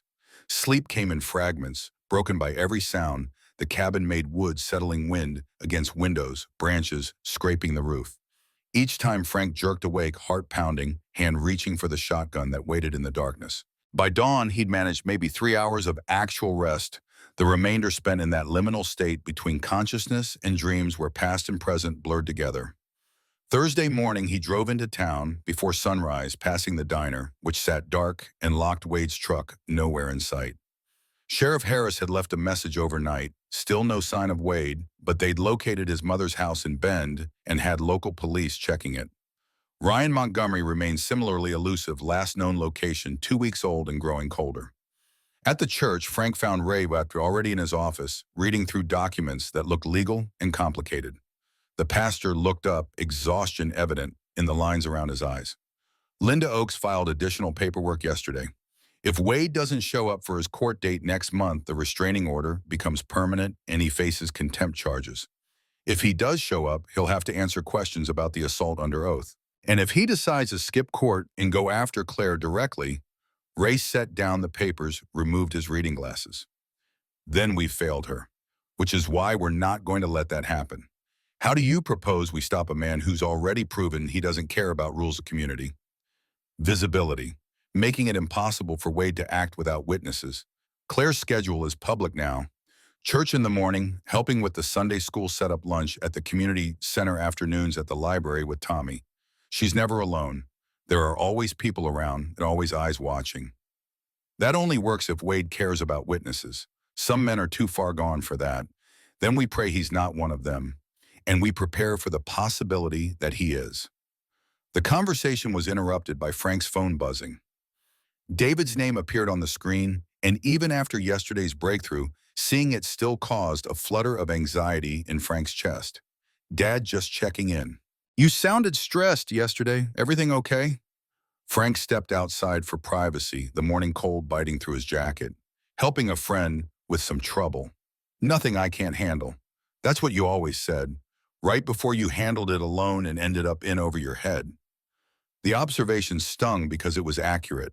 Frank had always operated under the assumption that asking for help was weakness, that real men solved their own problems without dragging others into the mess. It was the same philosophy that had driven David away. You're right, I'm trying to do better about that. Learn from past mistakes. Good. Listen, Sarah and I are planning to drive down next weekend. She's already excited to see Oak Ridge, says she wants to meet this community you're building. And the kids, Emma's already drawn you about 12 pictures. Something warm expanded in Frank's chest, pushing back against the cold and stress. That would be good. Really good. We'll stay at a hotel. Don't want to impose, no. Stay at the cabin, please. It's not much, but there's room. I want to show you where I've been living, where your mom and I built our life. Silence on the other end. Then David's voice came thick with emotion. Okay, Dad, we'd like that. They talked for another 10 minutes planning logistics, David sharing stories about Emma's latest school project and Liam's obsession with dinosaurs. Normal family conversation, the kind Frank had been starving for without realizing it. When they finally hung up, Frank stood in the church parking lot watching sun break over the mountains, and for the first time in 5 years felt something other than regret when thinking about family. The feeling lasted until Ray came running out of the church, phone in hand, face pale. That was Martinez. Someone broke into Claire's trailer last night, tore the place apart. Sheriff thinks it was Wade. Did he take anything? Not that they can tell, but he left a message. Spray painted on the bedroom wall, you can't hide. Frank's blood went cold. We need to get to Claire. Now, they found her in the apartment, with Tommy, both of them pale and shaken. Sheriff Harris stood in the kitchen taking notes while Deputy Martinez hovered near the door. Claire sat on the couch, arms wrapped around herself, that old familiar posture of making herself small. He knows where we were. He went through our things. Our home. Your old home. Frank sat down beside her, careful to maintain distance. He can't touch you here. The restraining order keeps him 500 feet away, and this building is always occupied. He'd have to be crazy to try anything. Maybe he is crazy. Maybe I drove him to it by numb. Frank's voice came firm enough to cut through her spiral. Wade's choices are Wade's responsibility. You didn't drive him to anything. He chose to abuse you. He chose to break into your trailer. Those are his decisions, his consequences. Sheriff Harris closed his notebook. We've got units checking Wade's known locations. His mother claims she hasn't seen him, but we're not taking her word for it. The break-in at the trailer gives us additional charges if we find him breaking and entering vandalism violation of the restraining order. He's digging himself deeper. Unless he runs, leaves Oregon entirely. Harris shook his head. Men like Wade don't run, they escalate, which is why Deputy Martinez will be stationed here 24/7 until we have Wade in custody. And Frank, you should consider staying somewhere else for a few days. Wade knows you helped Claire. You might be a target too. I'm not running from my own home.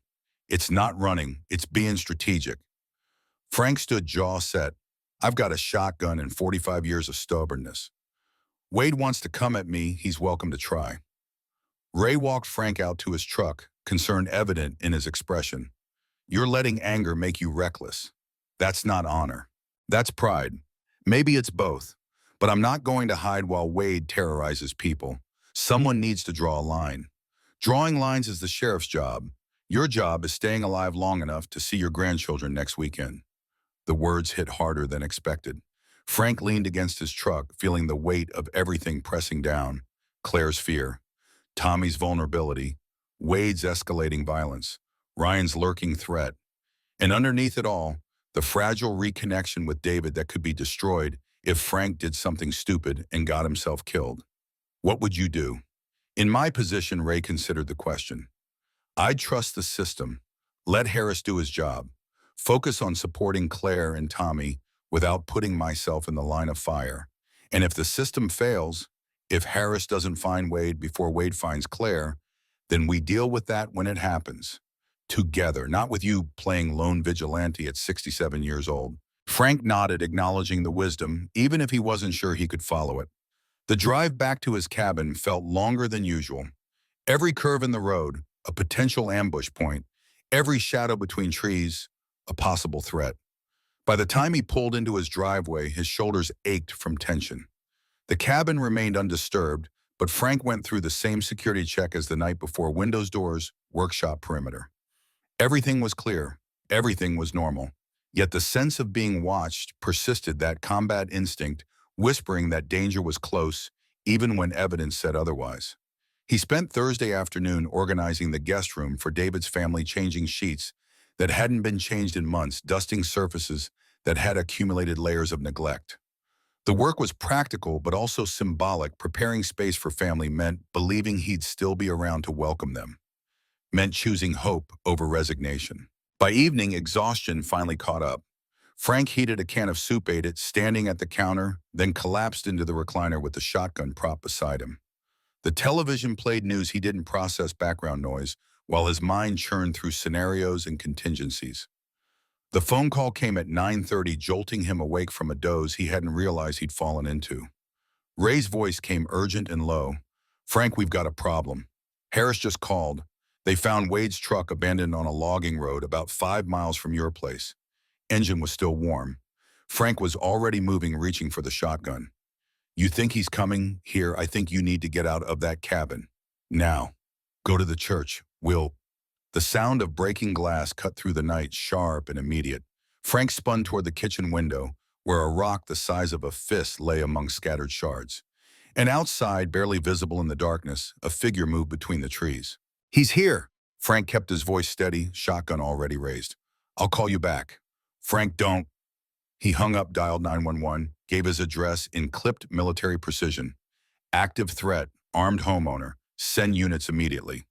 Then he moved away from the windows, positioning himself where he could see both the front door and the kitchen entry, shotgun trained on the darkness beyond the broken glass. Wade's voice drifted through the shattered window, slurred with alcohol, but steady with purpose. I know you're in there, old man, hiding behind your gun like the coward you are. Frank didn't respond. Giving away his position would be tactical stupidity. He waited, breathing, steady finger resting along the trigger guard, remembering training from a war 50 years past that apparently never left you. You think you're some kind of hero, saving the poor waitress from the bad boss. Wade's laugh came harsh and bitter. Claire was nothing before me. Trash running from her junkie ex-husband. I gave her a job when nobody else would, and this is how she thanks me. The figure moved closer, resolving into Wade's shape, stockier than Frank remembered, moving with the careful deliberation of someone drunk enough to be dangerous, but not so drunk they couldn't function. He carried something in his right hand. In the darkness, Frank couldn't tell if it was a gun or a bottle. Come out here and face me like a man. Frank stayed silent, shotgun steady. In the distance, sirens began their approach, faint but growing louder. Maybe 5 minutes away. Maybe less. Long enough for things to go catastrophically wrong. Wade picked up another rock, hurled it through a different window. The crash echoed through the cabin glass, raining onto the floor. Fine, you want to hide, I'll come in there and drag you out. He moved toward the front door. Frank shifted position, keeping the shotgun trained center mass 30 feet of distance between them. If Wade came through that door, if he was armed, Frank would have maybe 2 seconds to decide whether to fire. The sirens grew louder. Wade heard them too, his head jerking toward the sound. For a moment he froze, caught between rage and self-preservation. Then he made his choice. This isn't over. You hear me? You and that bitch. This isn't over. He ran crashing through the underbrush toward wherever he'd left transportation.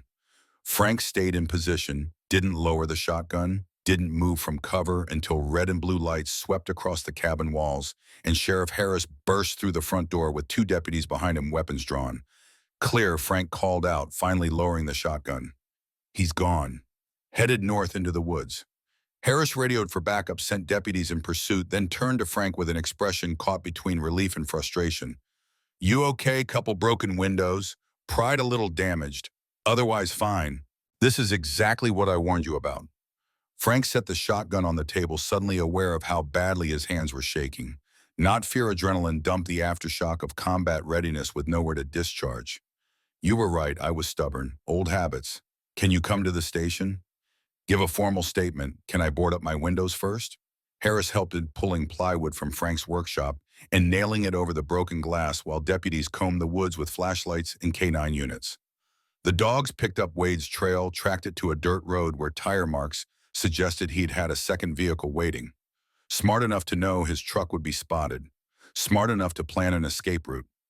At the sheriff's station, Frank gave his statement while drinking coffee that had been sitting on the burner too long. Ray showed up halfway through, out of breath from running. Are you trying to give me a heart attack? Wasn't intentional. Frank managed a weak smile. Though I understand if you want to reconsider our friendship. Ray pulled up a chair, sat down heavily. David called me.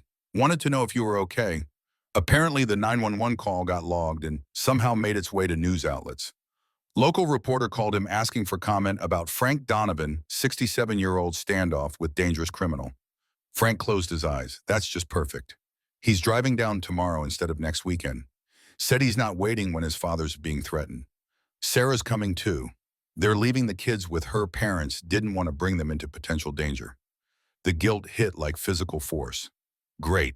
So my stubbornness isn't just risking my life, it's disrupting my son's. Or it's bringing your family together.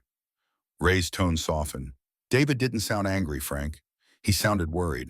Sounded like a son who cares about his father and wants to make sure he's okay. That's not a burden, that's a gift.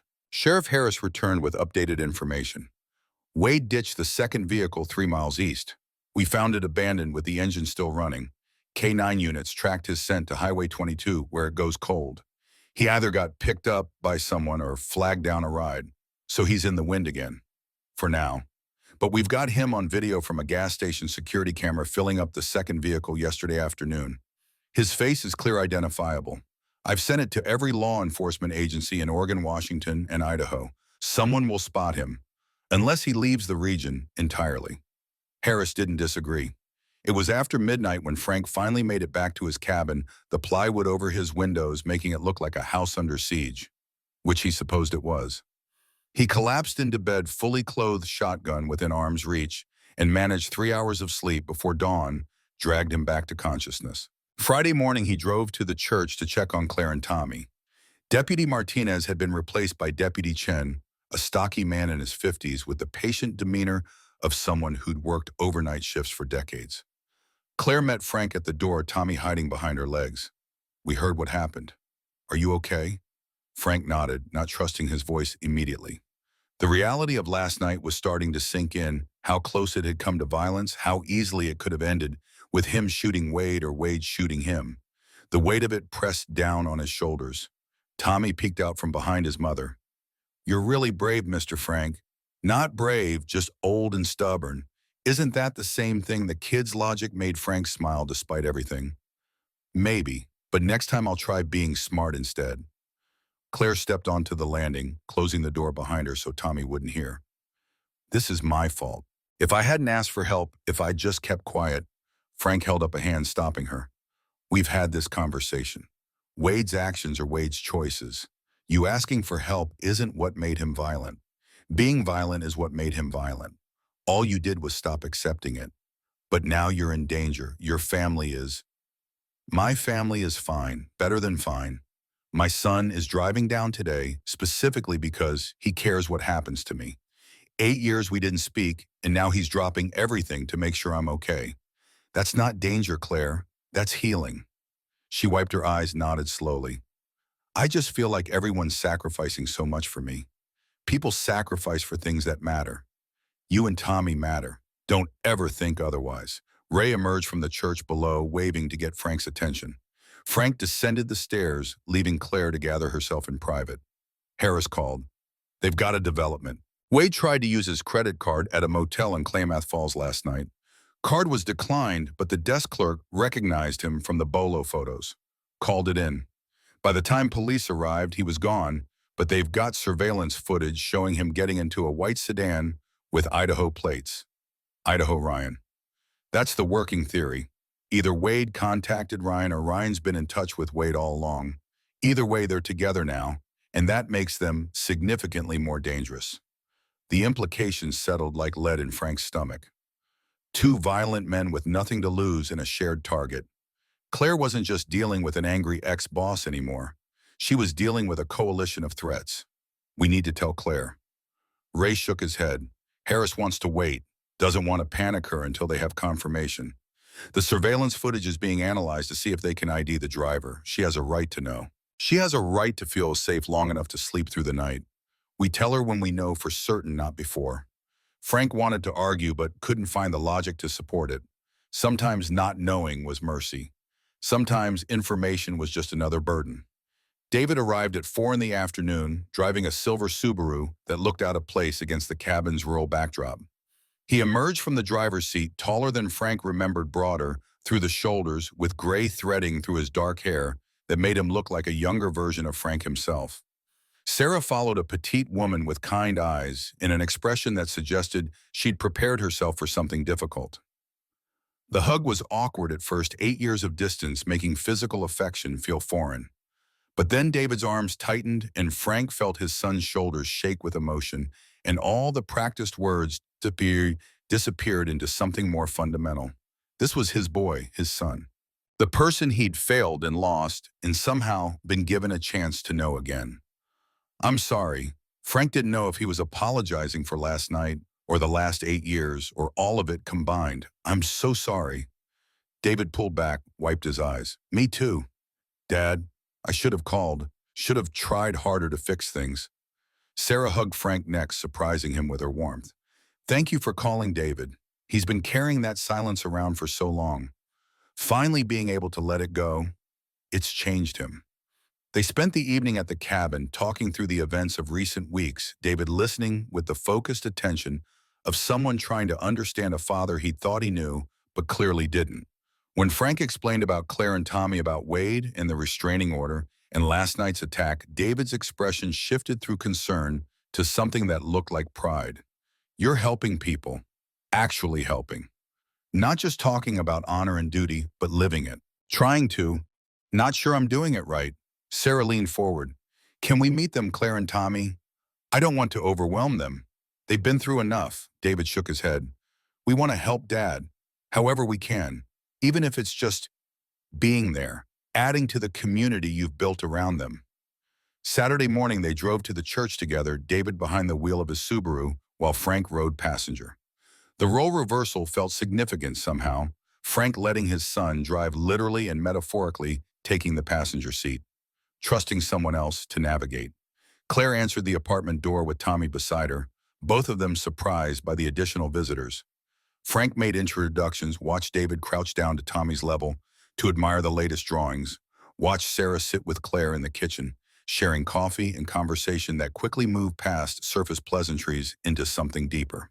By afternoon, Tommy was showing David his favorite spot in the church library, while Sarah and Claire talked about resources for women's shelters and legal aid organizations Sarah knew through her work as a social worker in Seattle. Frank stood with Ray watching the pieces come together. You've built something here. Something good. Not me. Community did this. You started it. Ray's tone carried weight. You saw someone in need and you didn't look away. Everything else grew from that single decision. Don't minimize what you've done, Frank. The peaceful moment shattered when Sheriff Harris arrived, expression grim. He asked to speak with Frank and Ray privately, away from Claire. They stepped into Ray's office. We've confirmed the white sedan from Klamath Falls. Registered to Ryan Montgomery. We've also got facial recognition match on the driver. It's definitely Ryan, which means Wade and Ryan are together, and based on cell tower pings, they're heading back this direction. When best estimate, they'll be in the Oak Ridge area by tonight. Frank's blood ran cold. What's the plan? Harris pulled out a map, marked several locations. We've got units stationed at the church, at your cabin, at the library. Anywhere we think they might target. We've also contacted the FBI Ryan Cross state lines with active warrants that makes it federal. They're sending agents from the Eugene office. And until they arrive, we wait, we watch, and we pray these two idiots are smart enough to realize they're surrounded and give up peacefully. But the tension in Harris's voice suggested he didn't believe that would happen. Neither did Frank. David insisted on staying at the church with Claire, and Tommy said he'd spent too many years being absent and wasn't about to start again now. Sarah agreed, her professional experience with trauma survivors making her valuable support. Frank wanted to argue, wanted to protect his son from potential danger. But the look David gave him said clearly, I'm not a child anymore. Let me help. So Frank found himself back at his cabin with Ray as the sun set, both of them armed. Frank with his shotgun, Ray with a pistol he'd admitted to owning, but rarely touched. They sat in darkness with the lights off, watching the driveway, watching the woods, waiting for violence that felt inevitable. The attack came at 9 o'clock, but not where anyone expected. Frank's phone rang, Harris' voice tight with controlled urgency. They hit the library. Molotov cocktail through the front window. Building's on fire. Fire department is en route, but Wade knows we're watching the church in your place, so he's hitting secondary targets to draw resources away. Exactly. I'm pulling 2 units from the church to help with fire response. You and Ray need to get to Claire now. This was a distraction. Frank and Ray were moving before the call ended, piling into Frank's truck and racing toward town. The fire was visible from 2 miles away, orange flames licking up through the library roof, smoke billowing black against the night sky. But they didn't stop. Couldn't stop. The library was already lost. Claire and Tommy were still savable. They screeched into the church parking lot to find Deputy Chen standing outside his patrol car, hand on his weapon, scanning the darkness. He turned as Frank's headlights swept across him. Everything secure. No movement. Frank didn't feel relieved. Something was wrong. The hairs on the back of his neck were standing up, that old combat instinct, screaming warning. Where's David and Sarah? They were inside with Claire and Tommy. Haven't seen anyone approach the building. Ray pulled out his phone, dialed David. It rang 6 times, went to voicemail. Tried Sarah. Same result. That's when they heard it, a child's scream cut short. Coming from inside the church. Frank was running before thought caught up on Ray's Chen and Ray right behind him. The front door was unlocked. Wrong, it should have been locked. They burst into the sanctuary, lights blazing, and found it empty. The scream had come from upstairs. The apartment. They took the stairs 3 at a time. The apartment doors stood ajar, swinging gently in a breeze that shouldn't exist. Frank pushed through, clearing the main room empty. Kitchen empty. First bedroom empty. The second bedroom door was closed. Frank approached every sense, screaming danger. He tested the handle, locked from inside. Claire, Tommy, David. A voice answered, but it wasn't any of theirs. Wade's voice thick with chemical courage and rage. Come in here and I'll kill them all. Every single one. Frank's blood turned to ice. Ray was already on the phone with Harris, whispering urgently. Chen had his weapon drawn, positioned at a tactical angle. Wade, this is Sheriff Harris. I'm on my way. Whatever's happening, we can talk about it. Frank heard the phone inside. Wade must have Claire's cell on speaker. Too late for talking, Sheriff. These people destroyed my life. Time for them to pay. You hurt anyone in there, you'll never walk free again. But if you let them go now, we can work something out. Work something out. Wade's laugh came unhinged. I've got nothing left. No business, no reputation, no future. You already took everything. What more can you threaten me with? Ryan's voice joined Wade's, younger and more volatile. We want $40,000. Cash. Delivered within the hour or we start hurting people. So that was the play. Ryan's debt. Wade's rage combined into a ransom scheme that had no good outcome, even if the money was paid. We can get you money. Frank kept his voice steady, military calm. Just let everyone go. Keep me. I'm the one who started this. I'll trade myself for them. Silence from inside. Then Wade again. You think I'm stupid? The second I open this door, your sheriff friend plugs me full of holes. No one's shooting anyone. Harris's voice carried authority. Frank, stand down. Let me handle this. But Frank was already moving, making a decision that violated every tactical principle he'd ever learned. He set down the shotgun, raised his hands, and knocked on the door. Wade, I'm unarmed. I'm opening the door and coming in. Alone. You can take me hostage and let everyone else go. Dad, no. None. David's voice muffled but clear. Frank tried the handle. Still locked. Wade. The door cracked open. Through the gap, Frank saw Wade, face flushed and sweating, holding a knife to Sarah's throat. Behind him, Ryan gripped Tommy, one arm around the boy's chest. Claire and David sat on the floor, David bleeding from a cut above his eye, Claire's wrists bound with electrical tape. You come in, old man, and I'll kill her anyway. Just for fun. Then what's your play? You can't leave. You can't stay. You wanted money, but money doesn't fix this. Wade's eyes darted, trapped animal looking for escape that didn't exist. Ryan looked worse, twitching pupils blown clearly high on something that made him unpredictable. We want a car, and the money, and no cops following us. Harris's voice came from the hallway. Not happening, but I'll give you a phone. Direct line to the FBI negotiator. Let them talk you through how this ends without anyone dying. Suddenly, Ryan moved, shoving Tommy toward the door. The boy stumbled, fell through the gap into Frank's arms. Frank caught him, pulled him close, felt the kid's heart hammering against his chest. Go. Ryan's voice cracked with desperation. Before I changed my mind, Frank didn't question it. Backed away from the door, with Tommy handed him to Ray, who was already reaching. The door slammed shut again, locked from inside.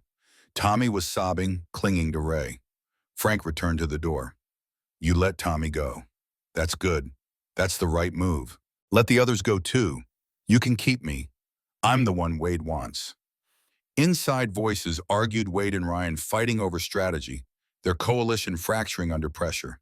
Frank heard Sarah whimpering, heard David trying to talk them down with the calm rationality of someone trained in crisis management. Then a crash, glass breaking, screams. Frank didn't think. Kicked the door with everything he had. Old wood, old locket splintered on the second kick. He crashed through to find chaos. Ryan had smashed the window trying to escape. Wade still held the knife, but Sarah had broken free, was scrambling toward Claire. David was on his feet, putting himself between the women and Wade. And Ryan was halfway out the window, one leg over the sill. Frank grabbed for Ryan's collar, yanked him back. They fell together, tumbling across the floor. The younger man fought with desperate strength, all elbows and knees and wild punches. One caught Frank in the ribs, driving air from his lungs. Then Chen was there, pulling Ryan off, wrestling him into submission. Harris burst through with two more deputies' weapons drawn. Wade looked at the tactical situation, three armed deputies nowhere to run, and dropped the knife. Raised his hands in surrender. The aftermath moved in fragments Frank couldn't quite piece together into coherent narrative. Paramedics arriving, checking Sarah for injuries, bandaging David's head. examining Claire's wrists where the tape had cut circulation. Wade and Ryan being cuffed rights, being read, both of them shouting accusations and threats that no longer carried weight. Frank sat on the floor where he had ended up, ribs screaming, breathing painful. David appeared beside him, helped him up. "You're hurt. I'm old. Everything hurts. Are you okay?" David touched the bandage over his eye. "This nothing, Dad. You could have been killed. Yeah. But I wasn't, and neither were you. That's all that matters." Sarah approached, wrapped Frank in a hug that made his ribs protest, but he didn't care. "Thank you. You saved us. Community saved you." "I just showed up."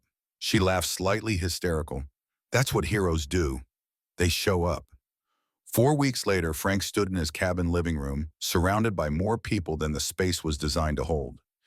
David and Sarah had stayed, taking over the guest room, helping repair the broken windows and the fractured pieces of Frank's isolated life. Emma and Liam had arrived 3 days ago, and the cabin that had felt like a tomb for 5 years now rang with children's laughter. Tommy sat with Emma on the floor, both of them drawing, while Liam narrated an elaborate story involving dinosaurs and space aliens. Claire helped in the kitchen, preparing enough food for the gathering. Ray had organized a community dinner, celebrating not just survival, but the connections forged through crisis. Ray arrived with Linda Oakes and Dr. Von Martinez and Sheriff Harris and a dozen others who'd played roles in helping Claire escape her cage. They crowded into the small space overflowing onto the porch, sharing food and stories, and the kind of fellowship that felt earned rather than obligatory. Wade was serving 18 months for assault in violation of restraining order, with additional charges pending from the library arson. Ryan was being extradited to Idaho to face his original warrants plus kidnapping charges from the hostage situation. Both men would be gone for years, long enough for Claire and Tommy to build new lives without looking over their shoulders. Claire had taken the church's offer of employment, was working with the Sunday school program, and discovering she had a gift for teaching children. Tommy thrived, his drawings covering half the walls in their apartment, each one showing increasing skill and confidence. Some showed heroes fighting villains. Others just showed families simple, happy together. Frank stood on the porch with David, watching the sun set over mountains that had witnessed all of it. His son put an arm around his shoulders. "Mom would be proud of you. I should have done this years ago. Helped people, been part of a community. Instead, I sat here feeling sorry for myself." "You did it when it mattered. That's what counts." Through the window, they could see Emma showing Tommy how to shade three-dimensional shapes, her older sister patience evident in every gesture. Liam had climbed into Claire's lap, demanding a story that she was reading with theatrical flair. Sarah and Ray were deep in conversation about expanding the church's social services program. "This is good, Dad, what you've built here. Not just helping Claire, but reconnecting with community, with me, with yourself." Frank nodded, throat too tight for words. 67 years it had taken him to learn that strength wasn't isolation. That honor wasn't just a word you said, but something you did when the world wasn't watching. That the hardest kind of courage was asking for help and accepting it when it came. The story spread beyond Oak Ridge. Local news picked it up, then regional outlets. Then someone wrote an article for a national magazine about the retired carpenter who'd stood between danger and the vulnerable, about the community that had rallied about the proof that goodness could come from the most unexpected places. Frank didn't read the articles, didn't need the validation or attention. He had everything that mattered right here: family that had returned, friends who'd never really left, and the knowledge that when life had asked him to be the kind of man Mary believed he could be, he hadn't turned away. The last light faded behind the mountains, turning the sky purple and gold. Inside, someone started singing, off-key but enthusiastic. Others joined, creating harmony from disparate voices. Frank stood with his son on the porch of a cabin that no longer felt like a tomb, and for the first time since Mary died, he felt something other than regret when thinking about the future. There would be more meals like this, more gatherings. Emma and Liam would visit regularly. David had already talked about moving closer, maybe finding work in Eugene, so the distance wasn't so great. Claire had dreams of finishing her teaching degree. Tommy wanted to attend art school someday. The future held promise instead of just endings. And Frank Donovan, 67 years old with bad knees and worse history, had somehow become part of something larger than his own pain. Had learned that it's never too late to matter, never too late to help, never too late to be the person you should have been all along. Behind him, Ray appeared with 2 beers. Handed one to Frank, one to David, raised his own in toast. To second chances. They drank to that. To second chances and found family and communities built from people who chose to see each other's struggles instead of looking away. To honor that wasn't just about being right, but about being present. To courage that looked like an old man standing in a doorway offering himself instead of others. To the last good man becoming the first of many.